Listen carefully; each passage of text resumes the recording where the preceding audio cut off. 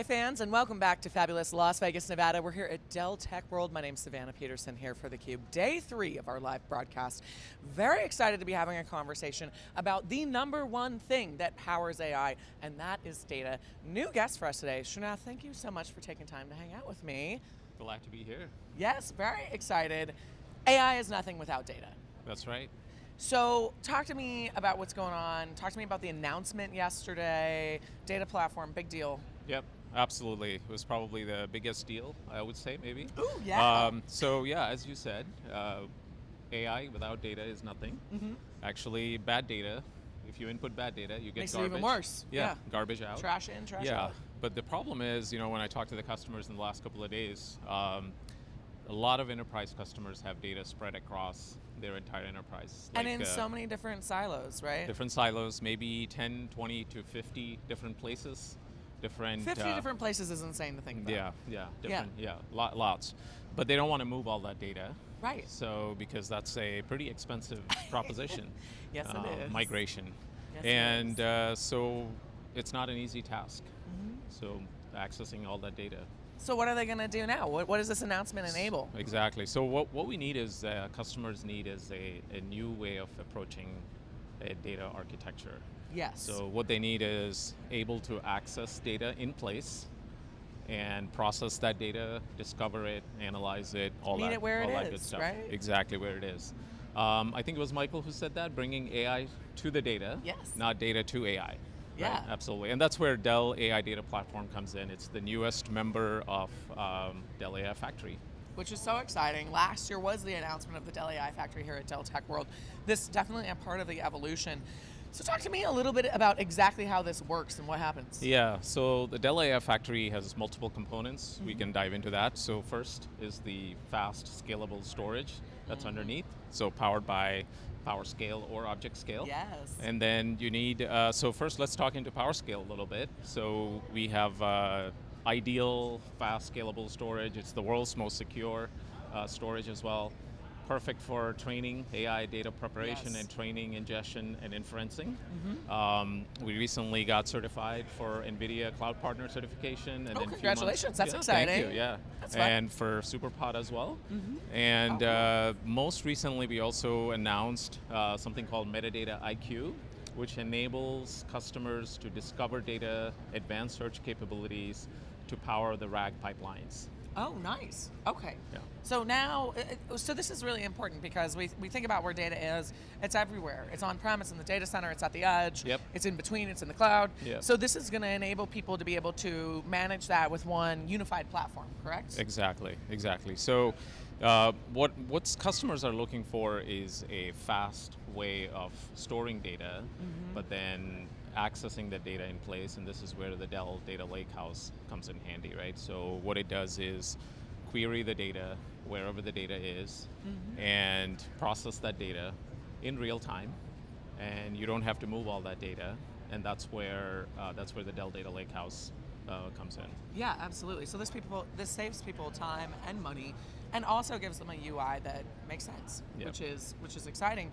So you mentioned you've been having some really exciting conversations with customers this week. What's the response been like?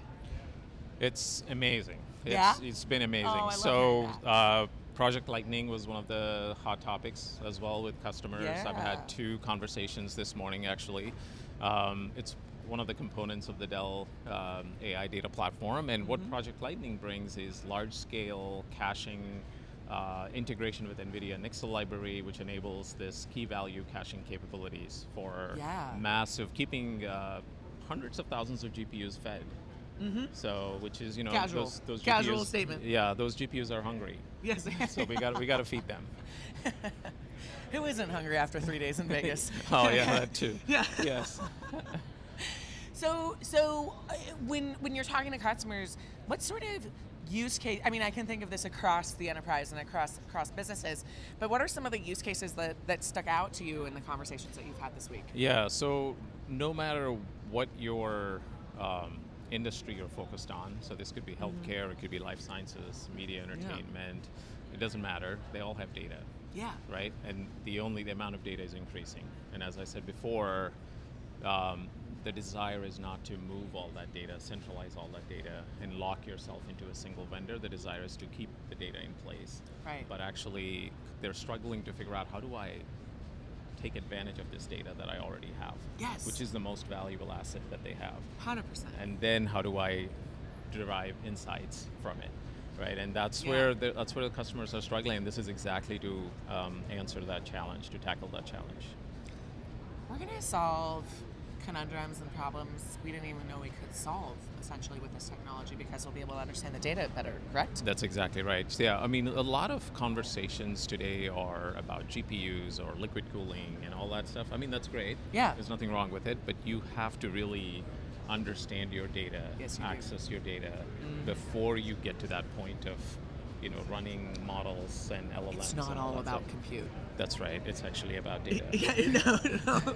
It totally is. And when I talk to people a lot, everyone's talking about the latest chipset, the latest GPU, the whatever that hardware is. I love hardware nerd at heart. Yeah. However, that doesn't do anything if it doesn't have the right data to process and to learn from, and to create that impactful result. Personal question for you. What do you hope that this AI revolution does for you and your family, your friends, your community? Whoa, I didn't know we're going personal here, but yeah, let me... I'm a wild card. Yeah, yeah. apparently. I think if we can somehow... Gosh, I don't know, you took me off... That's okay, you can think about it. Yeah, I don't know. Let me think. Yeah. Personally, what does it do for me? Well, so the way that I liked, when you were talking, the reason I'm asking you is I was getting inspired, right? So we were talking to Memorial Sloan Kettering earlier this week. I love Jess. And they've been able to do so much with cancer research and clinical trials, leveraging the Dell AI factory. It's been it's been a complete game changer for them. So when I think about it, I'm like, wow, if I could wave a magic wand, what things would I want to solve? And there's stuff in healthcare, there's stuff in education, and I think, as technologists, we think kind of linearly sometimes, whereas it's like, wait a minute, this might, when we apply these new systems and technologies into these data sets, who knows what might come out? I think it would be great if we can, AI can help us critically think. Yeah, ooh. Yeah. Okay. Yeah, exactly. Critically think. Everyone has that. Oh, I like that answer a lot. That was the one thing someone told me when I was going to college. They said, if you learn nothing else, learn how to critically think. Critically think, yeah, because then you learn to question everything. Yes. Not believe in everything I tell you. Right. now it's yes, but don't always believe the data in front of your face. Yeah. But that's exactly, you're spot on there in terms of the human in the loop. I mean, AI might be helping us, but we are going to have to think and say, wait, is that real? Is that possible? That's exactly right. Is that a thing? Yeah. So how long have y'all been working on this? Probably, the components have been around for a while. PowerScale has been a long time leader in the industry. Anchor in the portfolio. A leader in the industry. ObjectScale has been around for a while. Project Lightning, which is very exciting, targeting for later this year, has been in the works for a few years. Yeah. I mean, overall, I would say we saw this sort of coming. But I think it's a matter of putting all the pieces together so that it's actually beneficial for our customers. Yeah, one of the things that I've been so impressed with in our coverage of Dell and everything that y'all are doing is, and I've been saying this on the news desk for the last 3 years, it's going to be the ecosystem. Yes. It's not going to be that single slice of the pie. Correct. Like we've seen in a lot of these other technology revolutions. It's going to be the fabric that sews it all together so that people have an end-to-end solution. That's right. As they're scaling. Yeah. Do you hear that feedback from customers that they're getting that piece of it? Without a doubt. I mean, it's the partners being open so that you're not locked into a single one. There's a silicon ecosystem. Yeah, I mean, you're all playing nice with everybody over there, if I'm looking at that slide correctly. So there's it's a whole thing. I mean, you can look in the left-hand side where all the different data sources are. So you have to play with all of them because customers don't just have one thing. They have a variety of things. So, and they don't want to just get locked into one thing, right? Whether it's Dell or someone else. Yeah. So you got to be able to give them choices, being able to just do what they want to do. Yeah. And over time, maybe they wanted to streamline it to 1 or 2 or 3 partners. But ultimately, I think the ecosystem is really important. I know. I think you're absolutely right, and that openness. I think one of the things that's so right. unique about what's happening right now. I've been in this industry for 20 years, and I've never seen the level of co-partnership and collaboration that we're seeing in the co-innovation. That's right. Everyone's looking around at their buddies. You know, Yeah. I joke about Michael and Jensen being besties with Bill Yeah. McDermott, but you know, they're looking around and saying, okay, we got to do this together. We got to figure this Yeah. out, because it's not. It doesn't make sense from a CapEx perspective to try and lead the fight alone. What has the partner reception been like with this announcement? Oh, it's been fascinating. I think we just literally announced it, and we've been, first the immediate responses were, hey, I have all this data. This is exactly what I'm looking for. I'm not looking to move all the data. I'm not looking to do all this stuff. All I want to be able to do is access the data. By the way, the other thing we missed is security.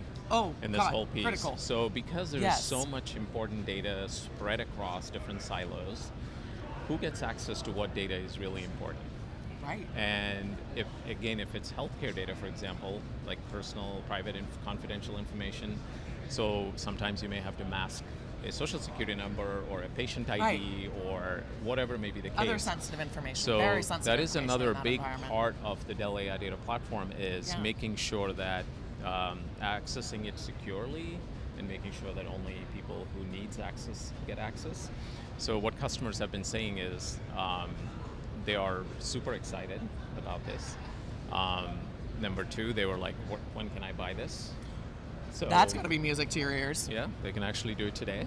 Great. So I think it's been an amazing journey actually to bring this to market, and we are super excited. And it makes so much sense. It fits so well in the portfolio. Yeah, and we think we're very unique the way we're approaching it. The openness and the flexible way is unique. I can validate that as an analyst. All right, thank you. Yeah. Thank you. I can say that you're accurate. Okay, last question for you. When we're at Dell Tech World 2026, what do you hope to be able to say then as a result of this announcement that you can't yet say today?